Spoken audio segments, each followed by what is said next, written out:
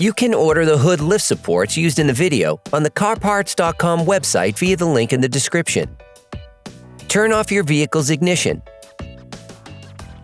Set the parking brake.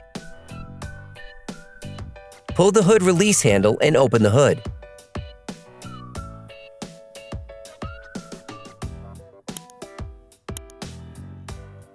To ensure that the hood stays open, use a large enough prop so that the hood lift supports are fully extended. For more security, we advise changing both hood lift supports. Hey, it's Alex from CarParts.com. If you enjoyed this video and want to support us, like, comment, and subscribe.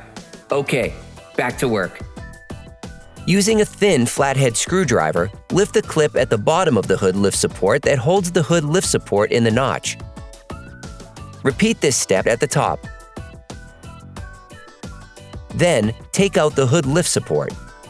You can order the hood lift supports used in the video on the CarParts.com website via the link in the description. Take your hood lift support. Be careful to position it the right way up.